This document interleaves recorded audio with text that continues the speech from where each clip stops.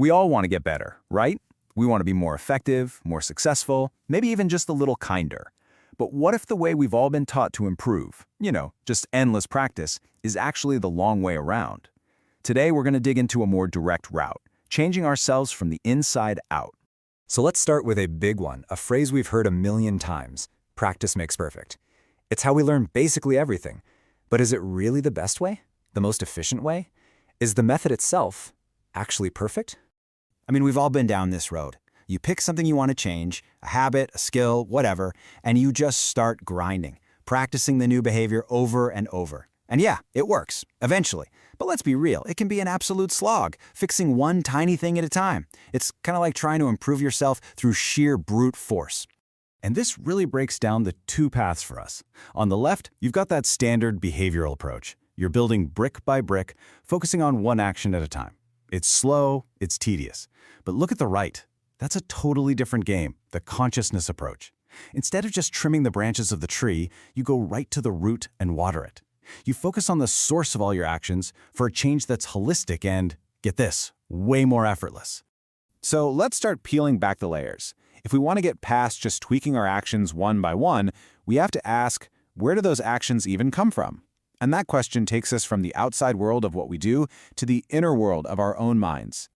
Okay, so this lays out the whole framework we're talking about. At the very top, the surface level, you have our actions and our speech, the stuff everyone sees. But go one level deeper and you find the source of all that, our thoughts. And then at the very bottom, the foundation of everything is something even more fundamental, our consciousness itself. And here's the first big connection, and it makes a ton of sense when you think about it, right? What we say and what we do, it doesn't just happen out of nowhere. It bubbles up directly from what we're thinking.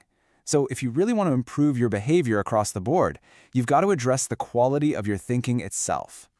So let's go even deeper. If our actions come from our thoughts, then where do our thoughts come from? And is there a way to improve our thinking without just, thinking harder about thinking? Because that sounds just as exhausting as practice makes perfect. This is the million-dollar question, isn't it? If we could find a way to upgrade our thinking in a big, holistic way, not just one random thought at a time, that would have a massive ripple effect on everything we do and say. So what's the secret? And here it is. This is the core insight.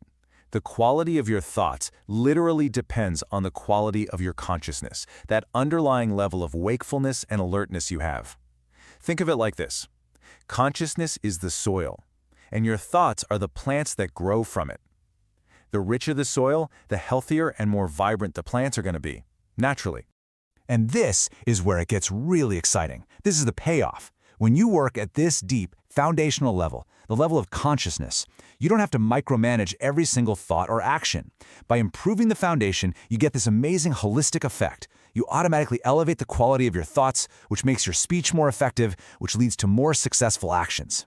It is the ultimate leverage point for becoming a better you. Okay, so we've got the why working on consciousness is the most powerful strategy. So the next obvious question is, how? How do we actually do that? How do we access and develop this fundamental level of our own mind? Well, the answer comes from an incredible insight, one that's rooted in the ancient Vedic tradition of India. It's a profound understanding of the mind that was brought to the West by Maharishi Mahesh Yogi. And this gives us the context for the specific tool we're about to look at.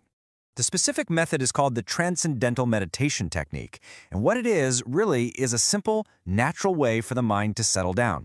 It lets your mind move past all the noise and chatter of everyday gross experience, diving through quieter, more subtle layers of thought until it arrives right at the source, consciousness in its most simple, pure state. So when you take this inner journey, where are you actually going? What's the destination? What does it even mean to experience the mind in its simplest state? Well, let's define the goal here, a state called pure consciousness. Pure consciousness is basically the mind in its most settled, most fundamental state. And the key thing to get here is that it's not about thinking about something. Not at all. It's the experience of awareness itself, that underlying field of pure intelligence that actually makes all of our thinking possible in the first place. Maharishi Mahesh Yogi has this beautiful way of describing it, unbounded awareness. I just love that phrase because it really captures this feeling of freedom and possibility. But what does unbounded actually mean here? It's actually pretty simple. It just means your awareness isn't trapped or confined to any one thing. It's not stuck on a specific thought or a feeling or something you see. It's not limited or bound by anything. In this state, the mind is just awake to its own vast nature. And that's how it all connects. This process of transcending, of going beyond the boundaries of our regular concrete thoughts, is what lets the mind have this experience of expanded awareness. And the cool part is, when you experience this unbounded state regularly, your mind starts to naturally bring that quality of broad, stable awareness back into your daily life, into your thinking, and into your actions. So we'll end with this one big idea, which kind of flips the whole script on self-improvement. It suggests that instead of just working tirelessly to do better, maybe we could just focus on being better. What if the most effective action you could possibly take is to just effortlessly connect with that silent, expanded awareness that is the very source of who you already are?